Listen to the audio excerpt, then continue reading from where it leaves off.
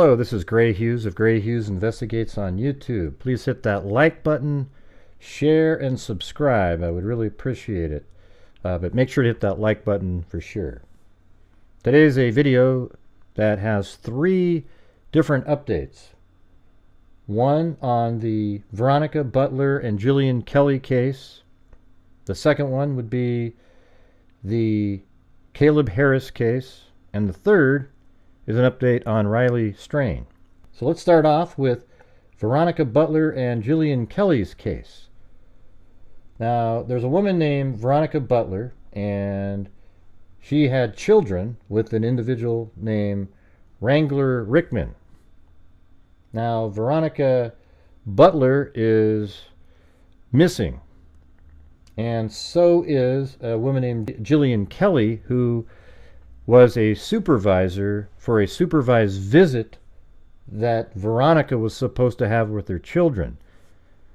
There are records out there that show that Veronica made many false accusations against the father of the children, Wrangler, and she had lost full custody of her children. In fact, Wrangler had full custody, but Wrangler apparently was going to a rehab facility, so perhaps his mother or the grandmother of the children was taking care of them, and I mean the grandmother on Wrangler's side. Now, if you look up here on the map, Veronica lives in this town. I believe she lives right here, and Jilian lived in this area. It's a really small town called Hugotten, or it's probably Hugotten or Hugotten, and it's a really small town. They both lived there, but apparently Jilian rode with Veronica as the supervisor for a supervised visit. Now, there are 2 pieces of information out there. Some people say they were supposed to meet in Four Corners, which is right down here in a town called Gaimon. And then other people say they were supposed to meet at the switch-off spot, or the spot where they would get to visit the children, pick them up, go somewhere with the supervisor, and then come back. Maybe here in Eva somewhere at a private residence. There's a school right here, Yarborough Public Schools. I think that's where the kids likely went to school. And sometimes I actually think that is where they were supposed to pick up the children for the planned visit, because it's in the same general area here. I think it's even part of Eva, this area. And they've also shut down the school in terms of they've locked it down. They didn't shut the school down. They locked it down to make it very secure, which is interesting if those children go to that school, and currently Veronica's missing. Now, Veronica and Jilian were driving in a Kia, and the vehicle was found right here near the intersection of Highway 95 and Road L. I believe it was on the gravel road, but there was somebody that put in some coordinates, and maybe it's on this road heading south. But there's this gravel road right here, Road L, and it's somewhere right in this area. Now, there's online posts that discuss how there was blood in and around the vehicle, and that there was a bloody hammer. Somebody even mentioned a bloody axe in the comment section of my show. I don't know if that's true or not, but multiple people mentioned that there was blood at the scene, and then one individual said there was a bloody hammer there. So what is going on here? Both women are missing. Is Jilian just somebody that was in the wrong place at the wrong time, being with Veronica? We do know that Wrangler apparently was going to be in a rehab facility for quite some time, and Jilian seems to be attempting to get more visitation with her children. And so that might have made somebody nervous that eventually she would get custody during the lengthy time period that Wrangler is in a rehab facility. So what do you guys think is going on here? It's absolutely insane. Interestingly, this is where the Kia was found, and if you go up to the location where Veronica's house is, you go down to Street View, and you look this direction, that's the Kia right there, I believe. I mean, this is a Kia. Whether or not it's that one, I don't know, but that's Street View from May of 2023, so not even a year ago. So if you could leave a comment in the comment section, let me know what you are thinking is going on. I drew this little triangle here because if they are meeting in Four Corners, it is pretty much right in the middle of where Wrangler lives and has custody of the kids, and where Veronica lives. I mean, of course, I'm just drawing a straight line, but you have to drive on different roads. So, you go to Highway 25, then 136, and then come down to Four Corners, and then Wrangler's family member would probably just drive on 412 down into there. Okay, then you have to ask yourself, how did the vehicle end up here? Was the vehicle dumped there? Or is this where the assault actually happened? Was the blood confined to being inside the car? If it's outside, then the attack likely happened there. If the blood is inside the vehicle, then it could have been moved and placed there. If the meeting was supposed to be in Eva in one of these homes in the area, then the vehicle being here is more consistent with it being, maybe there was like an ambush on the road, something like that, because it's right in this area. So I don't have any definite ideas of where the meeting place was supposed to happen. We hear Four Corners and Eva, all right? And nobody seems to have the actual answer or are willing to let the public know. So check this out. This came out today. This portion of the video was sent to me by Veronica Butler's aunt. She would like for me to inform any and everybody that a gag order has been put in place for the case at this time. This means the judge has ordered the people not to discuss the case in public, especially with journalists, reporters, or via Facebook posts, etc., etc. So I think anybody close to the case right now isn't going to be able to say anything. They are doing what they can to find Veronica and Jilian and bring them home safely. However, this case is very urgent and time sensitive. With that being said, the amount of information being shared is affecting the case, and not only that, but there is also false information being shared. They appreciate everybody's concern and high alerts, but they also want to find their loved ones in peace and just bring them home. Reporters have been harassing them for news and even went as far as to reach out to friends even after the family has said no information will be shared at this time. I know Veronica would appreciate the love, support, and big army she has got behind her, and do not know Jilian, but I'm positive she would too. However, the family does not want people to get in trouble by oversharing, thinking they are helping due to the gag order. We love you, Veronica. Please, you and Miss Jilian, stay strong and come back home, baby girl. So let me know in the comments section what you think is going on in this case. For me, my theory would be that it is connected somehow to the visitation that day. Whether it's through the person they were supposed to meet or somebody that knew that they were supposed to meet that day for this visitation. The custody issue has been very contentious between them all, and perhaps it's related to that. I would actually think that that is most likely, given the information that's out there. So the next case we're going to do an update on is Caleb Harris. Now, Caleb Harris is a college student in Corpus Christi. And here's a picture of him right here. This is Caleb Harris. And he went missing on March 4th. So here it says, there's an article out there by Court TV. They're covering the case now. It says, last seen by a roommate after 2 a.m. on March 4th. He had told the roommate that he was staying up to order some Uber Eats. And that at 11 a.m. later that morning, one of the roommates found the Uber Eats order outside the door.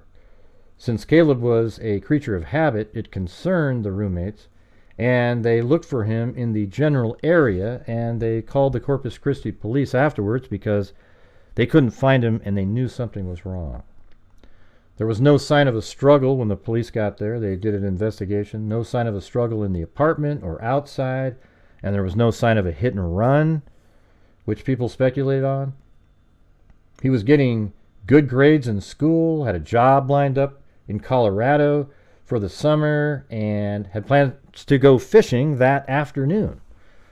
So he isn't somebody that would have taken his own life, and he isn't somebody that was in a sort of a mood that you would think, well, maybe he's going to take his own life. It just doesn't make any sense. He also, there's no sign that he was injured or hurt or anything like that, and there's no sign that he would be somebody that would just run away and take off. It doesn't make any sense here. This is a crazy disappearance case. Kind of reminds you a little bit of Maura Murray. You know, you see somebody right in this certain area and they disappear. So it says right here that there were firearms and fishing gear in the apartment, including waders that belonged to Caleb. You know, he had the laptop, which was turned over to the CPD forensic examiners. The 31-year-old female Uber Eats driver that delivered the food was also cleared as a suspect, telling detectives she was driving alone that night and did not see Harris or anyone else at or near the apartment complex. She did say, however, that she saw another vehicle leaving the apartment complex when she got there. I guess law enforcement was able to track that person down, and they were just there visiting a girlfriend and then drove back to San Antonio. So some people wonder, is it possible that when that car left, given the foggy conditions and the fact that Caleb was wearing light clothing, maybe you couldn't see him very well in the fog and hit him? Some people have that speculation there, but then where is Caleb? I mean, are we to believe that this guy visiting his girlfriend then picked up Caleb, put him in his car, and then put him somewhere else? I mean, it gets too fanciful, too crazy at that point. But let me know in the comments section what you think. Also regarding the Uber Eats driver, they were able to verify it. Apparently, the detectives confirmed her account partly through surveillance video from the convenience store where she picked up Caleb's order. So she literally is a Uber Eats driver, and she picked up the food to then bring to Caleb. More than 50 businesses and private residents were checked for video. Video was retrieved from 27 different locations, including city-owned traffic cameras. Investigators continue to search for additional sources. Detectives have written 16 electronic search warrants, submitted over 70 preservation requests, and issued 14 subpoenas for electronic data related to this investigation. Forensic computer examiners have already reviewed over 600 gigabytes of electronic data and continue to pore over data as it arrives on an almost daily basis. Now, when they say 600 gigabytes of data, they're talking mainly video at that point. That means surveillance footage, because video files are massive. At 12:56 a.m. on Monday, March 4th, 2024, a doorbell camera at a nearby apartment captures Harris, his friends, and one of Harris's roommates in the parking lot playing with a puppy belonging to the girlfriend of one of Harris's roommates. Nothing appeared out of the ordinary, and the three young men returned to Harris's apartment. Their mutual friend departed shortly thereafter. So apparently Harris has two roommates, but at this time, one of the three people that were outside on the surveillance camera was just one of the roommate's friends, which was, I believe, Harris's friend. And so he took off, and the dog is actually one of the roommate's girlfriend's dog. At 2:20 a.m., the second of Harris's two roommates informs Harris that he is going to bed. Harris replies that he is going to stay up to order snacks via Uber Eats for his school lunch on Monday. And I think he ordered some of those Lunchables and a few other items. At 2:44 a.m., Harris shares a Snapchat video with his younger sister showing Harris walking the puppy through what appears to be the apartment complex parking lot. So he's in this parking lot over here, walking. That's the same parking lot that has the surveillance footage that you see him and the dog and his roommates and a friend walking around. So I guess he's apparently on a Snapchat showing his sister him walking the dog. Now what I'm curious about is, does he ever show his own face in the Snapchat video? At 3:03 a.m., Harris sent a Snapchat photo to a high school friend in San Antonio showing a small bridge over a drainage ditch on the 1900 block of Ennis Jocelyn, within a few hundred feet of the entrance to his apartment complex. Okay, now here is that location right here. The photograph was taken right where I have this pin, and probably at about like this angle, but closer, and it's a wide angle lens, so right in here, let me show you. There is the shot right there. There's the bridge, and this is like a waterway right here, a drainage ditch. But you can see in this picture how much of the wall you can see back there. And the thing is, the water was very shallow, extremely shallow.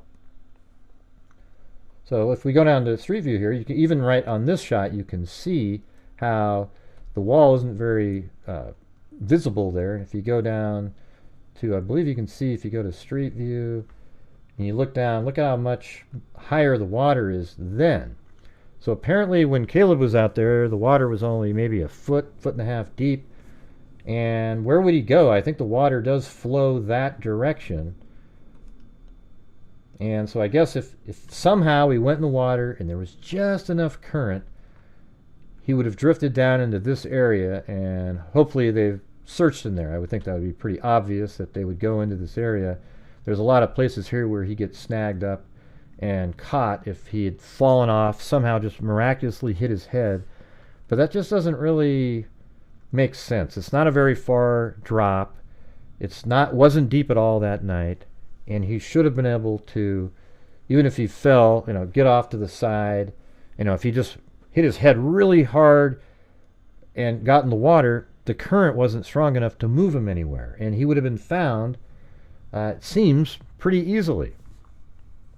So this case is an absolute head scratcher. I mean, it's basically he just disappeared off the face of the earth right here in this area. And, logic would say, it's right next to this water, that is where he went. However, the information about the water and just the general environment right there, it doesn't make sense that that's what happened to him. So where is Caleb Harris? Leave me a comment in the comments section and let me know. We do have some more timeline here. So at 3:12, Harris's cell phone last shared location data with the nearest cell phone tower. So that means his cell phone was still working. Now there is a time frame early in the morning where his phone turned off. Yeah, so at 2:58 in the morning, which isn't listed on the court TV document, his phone appears to have turned off. Okay, it looks like it quit communicating with the towers at 2:58, but then it's back on again at 3:03 when he sent the Snapchat. So do we just ignore the 2:58 when it seemed to turn off, or is that connected? If you look at this image right here, this is not proof that Caleb is the person that took this. We do not know if Caleb took this photograph here. That's just something that you have to point out. All right, the phone did seem to apparently turn off at 2:58, but then it's used again at 3:03. But it seems likely that this is Caleb taking this shot. At 3:12, Harris's cell phone last shares location data with the nearest cell phone tower. And then at 3:20 a.m., the Uber Eats driver delivers Harris's order to his apartment, leaving it outside the front door per the order request. And she didn't see Caleb when she did that, either driving in, walking around. So he disappeared between, if you agree that the 3:03 Snapchat is Caleb, then he disappeared between 3:03 and 3:20. If you don't believe that is him, then he likely disappeared from 2:44 to 320. But again, if there's no evidence that on the Snapchat video that Caleb was doing that video, then we don't even know if that's him. Like if it's just a video of a dog and him walking, then there's no proof that that's Caleb if he doesn't talk or put a image of himself on there. But I think it's most likely it is him. So I believe he disappeared between 3:03 and 3:20. Then at 11 a.m. that morning, one of Harris's roommates discovered the Uber Eats order outside the front door, and Harris's pickup truck parked in the front of the apartment. Harris's wallet and keys were found in the apartment. All that appeared to be missing was Harris and his cell phone. So apparently he went back outside without his shoes on too. So he's barefoot, but it is around 70 degrees, even at night at that time out there. You know, what made him go back out? I think a clue to this might be after he brought the dog back. So he was walking the dog at 2:44, and he did bring the dog back to the apartment. So what made him go back out again outside late like that when he's waiting for an Uber Eats? Did something happen? Did he get a message of some sort that put him into a whole different mood that changed the trajectory of what people believe about Caleb Harris? I mean, that's something to look into. It seems odd to me that after going outside with a Snapchat, filming the dog, and communicating with your sister, you bring the dog back, and then at 3:03, you send a Snapchat photo to a friend in San Antonio near a bridge, and then you just disappear. But why did you go back outside again? Does your apartment just have really bad cell coverage, and that's why you went back outside? Maybe that explains at 2:58 you didn't get any cell coverage, and it appeared that your phone was dead, so then you went outside to get better coverage, and you're walking around, and you just disappeared off the face of the earth. I mean, this is absolutely a crazy story currently. I mean, we don't have access to all of the communications that were going on, so there could be more to the story that others know but aren't sharing with the public. All right, so leave a comment in the comment section and let me know what you think about this. Okay, now the final update is Riley's strain. So again, we all know that he left the bar here at Luke Bryan Bar at 9:35-ish, and then comes around and goes through this parking lot on Church Street and falls on the ground, hits his head, but he's already highly intoxicated. And then at 9:45, there's a surveillance footage of him walking by this area, and then there's surveillance footage of him going over this crosswalk here. Then he walks around the corner, and then he passes a police officer who's investigating a car break-in. You actually see the truck in this exact spot right here with a broken window, and he's looking at it. And Riley, you can hear his feet kind of flopping on the pavement, kind of dragging his feet. And then as soon as he sees the officer, he starts walking normal, and he says, "Hey," to the officer, and he says, "How's it going?" And then Caleb says, "Hey," you know, he sounded totally normal. And so the officer, obviously he's working on something that he perceives as much more of a situation here with the car that was broken into. And here's a person that seems, maybe they seemed mildly intoxicated to him, but maybe not at all. So after Riley passed the officer, and he passed the officer, I believe, at around, it was like 9:51 and some odd seconds when he passed the officer here. So he walks this way, and then he goes underneath this bridge here in this area right there. And then there's a spot right here where there's a sign on the ground where another camera picks up Caleb just as he passes this pole here, this light pole. And then he walks this direction, and there's a camera likely up here somewhere around up in this area that picks him up, and it picks him up until he passes this yellow sign right here. And likely it's because now there's trees all over the place and you can't see through there.